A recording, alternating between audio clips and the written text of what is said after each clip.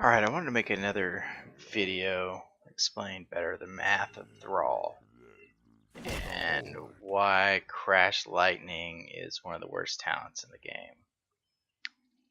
So let's reset talents. We're at level 20. Choose a Crash, talent. whatever you Choose a take talent. after the first one Choose doesn't a really talent. matter. Choose a talent. Choose a talent. Power courses through me. Alright, at level 20, Crash Lightning does... Whoops, I complete the quest. Alright, we're going to say you actually complete Crash Lightning. 1430. Do it again. 1430 every time. 1400 at level 20, Crash Lightning. If you hit 2 of the 3 bounces. And why first of all, this is set up this way. It happens to work out. But actually, I wonder if it would hit all of them if you did this one first. Nope. Yeah, this is too far for it to even bounce. So I don't want people to think they're going to hit Crash Lightning 3 bounces all the time, that there'll be 4 people this close to each other. I think you can reasonably expect to hit 1 bounce every time, and you won't. And there are places where you get no value out of Crash Lightning, like the boss. Because this guy right here, that's 355. He doesn't get a bonus. It's only the bounces on Crash Lightning, the bonus. And that's what makes it so bad. You know, these are hitting for 538. You know, with a bonus 360. This guy's just hitting for 355. So, if you just hit 1 person, you get no value out of Crash Lightning at all. Now let's reset talents. Let's take Echo of the Elements. Choose a talent. Choose a talent. Choose a talent.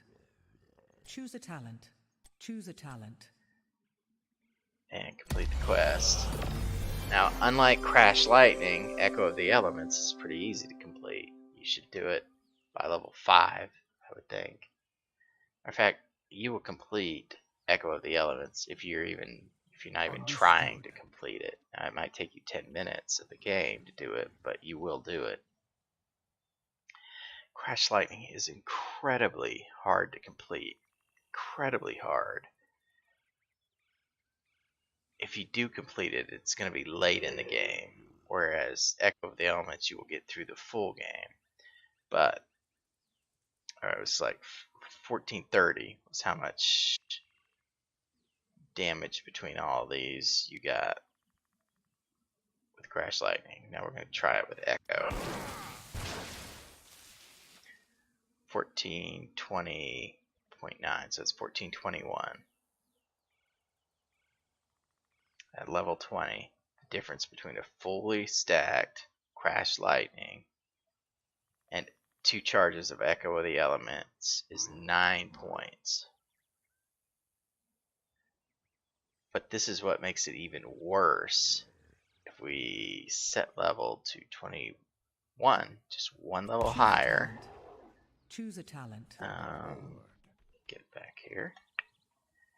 Let's do Crash Lightning first. Choose a talent. Choose a talent. Choose a talent. Choose a talent. And complete quest. So at level 21, we are going to get For honor and glory. 1458.9. So 1459.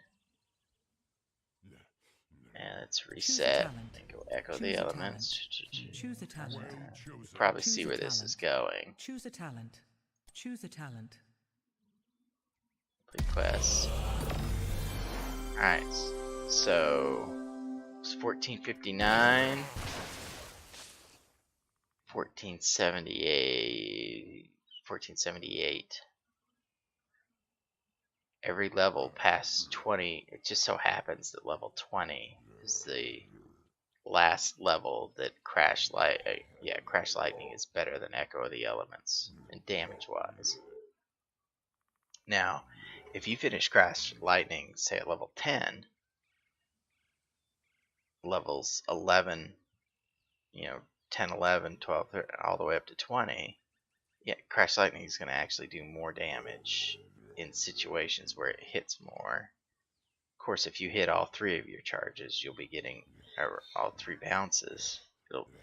Crash Lightning will work out a little better.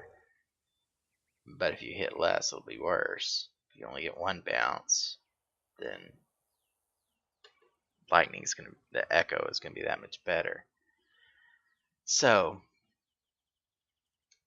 because this doesn't get the bonus, and you get an extra full one of these, and one of these, and one of these, that's what makes it actually more damage on Echo of the Elements. Plus, if you've gone follow through, like you should, then each one of that extra one will get you an extra stack of follow through, which at level 20 is 152. Your follow through on Thrall. Yeah, I don't want to do the math out and show you out here, but 40% of his basic attack, which is 473, and then if you 631 comes out to 150. I wrote it down somewhere. 152. So having the extra 152 every time, you would have to add that on to the Echo of the Elements. Plus, having the extra bounces from another one is going to give you more Frost Wolf resilience, more healing. There is no circumstance where Crash Lightning is going to be better than Echo of the Elements.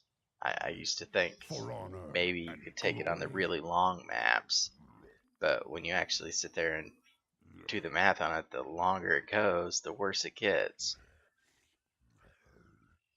They should bring back the indefinite stacking, because right now it's just you're actually hurting yourself by taking it, because there's a lot of lightnings between when you finish Echo of the Elements at 5 and if you do ever finish Crash Lightning. There's a lot of time in between that as Crash Lightning scales up that you're losing tremendous amount of damage. Some people might say, but Crash Lightning prioritizes heroes after a certain spot. You can't do that with Echo of the Elements. That's true. But you get the follow through bonus on Echo of the Elements. You get an extra follow through. Understood. I think those probably at least even themselves out, and that's being generous. Because the bounces are so small. I mean, you can't even go from here to here. That's a hard time getting to bounce front line to back line unless there's a person in the middle. But then a person out to the side, it's not going to get. It's just really hard to see a way it works. All right. We're also going to talk about what should we do next. I think this quest is easy to do. I think it far outweighs the other ones. But what it really helps is if you are going the follow through build, you lead off with the W, go through your cycle, your 2 lightnings, your Wind Fury, mixing in 1 auto attack in between, maybe even your Sun Ring. Plus, if you take Frost Wolf Resilience, that procs it too. By the time you get through all of these, this will be back up. It's on a 6-second cooldown, or it'll be 1 second away. That's huge, and it's pretty easy to finish. The next thing, what should you take at 7? I think follow through is definitely the way to go, but I've seen some pros take Ancestral Wrath. Now, the thing about Ancestral Wrath, it's percentage based. So it's hard to test it. If I test it on target dummy here, you know, you're getting a huge 15% of target dummy is a lot of health because he's got such a high health, higher than any hero in the game. So what I did is got Asmodan and I tried it on him. So at level 20, your Ancestral Wrath on an Asmodan will do 4 ticks of 203 damage, which comes out to 812. Now you get all that health right away. But of course you gotta get 8 stacks of Ancestral Wrath just to get it. Is that hard to do? Yeah. If you have Echo of the Elements, it helps. You can stack it up a lot faster than if you try to go Crash Lightning. But it's not always going to be up on your rotation of when you're fighting. It's just going to take a while to get. Let's move. Now, Follow Through has 152 extra damage every time you use an ability. So you have to use 5.3 abilities with the Follow Through on Asmodan to make up for the Ancestral Wrath. So 1, 2, or you start with W, probably 1, and then you would go D if you've gone the Alcohol. So 1, 2, 3, 4, 5. The next thing you do will take you over what advantage you would have gotten through Ancestral Wrath. Yeah, Ancestral Wrath's a lot, gets it right away, but you're not always going to have it. So, and that's only on the high health Asmodan. You know, it's not going to do that. It's not going to be the same on, say, a Brightwing or your average squishy assassin Vala. Guide me. 15% of Vala's health is probably going to be close to what 1 or maybe 2 follow-throughs are on Thrall. So I don't recommend that, but people better than me take it, so I'm not going to say you can't make it work. As for Maelstrom Weapon, I think that's terrible. I've tried it, I've tested it out in games to try to get it to work. It's harder to stack than you would think. And this being on a 12-second cooldown is even worse than the 7-second cooldown of Windfury. It's hard to stack it. Now, you do get a movement speed bonus. After 20 times of hitting somebody while Windfury is active, you get a 40% bonus to your speed only while Windfury is active. But that's still nice. I'll be honest. That lets you chase down people and hit them more. Then after you get 40 attack damage, you gain 15 increased movement speed all the time. Also, not bad. You know, it's like Stitches only gets 10 for completing his Globe Quest or Heart Quest. I mean, it helps. It's nice, but you lose so much burst. You're lucky to get 40 points on each hammer swing, basic attack. Whereas if you're doing one basic attack after using each ability, you're getting 152 at level 20. You're not going to make that up. And you could say, well, every attack is going to have it, not just ones after use an ability. But when you go this follow through build, oh, it's getting late, sorry. When you go through this follow through build, almost every attack should be a follow through attack. I mean, by the time you finish your string, it's come back up again. There should be very few attacks that aren't a follow through attack unless you're just rushing and not hitting your one follow through in between each ability. At level 13, I think you could go any of these. Double Frostwolf resistance or resilience. That is good if you go Tempest Fury the next at 16. But I like the instant heal because why? It's just the cooldown's really short, 15, but it procs your follow through. So just show you that. 473, hit it. 631.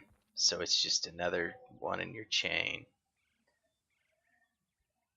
Finally, level 16.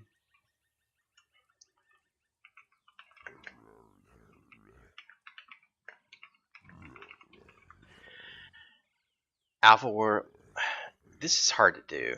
People don't think it is, but you really are just getting the slow. And if you hit 5 times, you get the damage. But the problem is if you're blowing up a single target, you're going to use both of these to get your follow-throughs. So I don't like this at all. Tempest Fury and Alpha Wolf. Now, if you hit Alpha Wolf, and then you hit Wind Fury, so you get all your attacks on it. I had one extra attack on it. It works out to be a little bit more damage, like somewhere around 80 more damage than you would get out of just hitting this.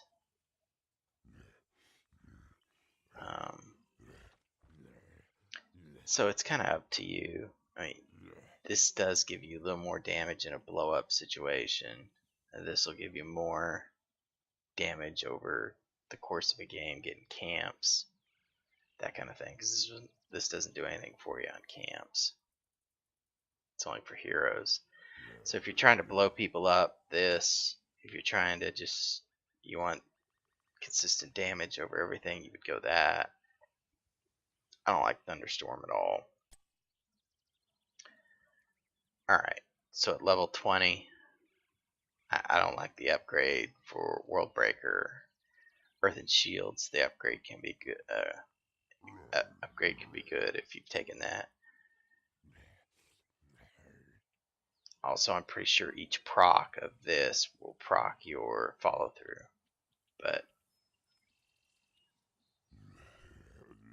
I'm not positive on that. But even if it did, it's still going to be hard to work that. I mean, you don't even need it. So anyway, Nexus Blade versus Wind Rush. Now, you might think if you've taken this that having an extra one of those is more damage, but it's not. Because this is 20% more damage on all of your attacks on Wind Fury. And then this is just getting an extra Wind Fury, but every single attack is losing 20% damage. This is always going to be more damage, and that if you want to take Wind Rush, maybe you need it, you're just taking this for the mobility, because damage-wise, Nexus Blades is always going to be better. A clever strategy. So anyway, that's the math on Thrall. I really just see one build for him. I can't really make a case for a whole lot of mixing up on it. Echo the Elements, Frostwolf Pack, Follow Through. Either of these is acceptable. I mean, it just depends. This is going to be better in team fights. It's better for getting picks. I'm going to take Frostwolf Grace. You can make a case for taking that. Grace of Air. Or if you want this shield, maybe you need it. I think the heal is going to be more than you're going to protect from the shield. But you never know. You get hit by a whole bunch of spells over that 1.5 seconds, then maybe not. Tempest Fury or Alpha Wolf. If you're just blowing up targets, I like Alpha Wolf, but Tempest Fury has its spot.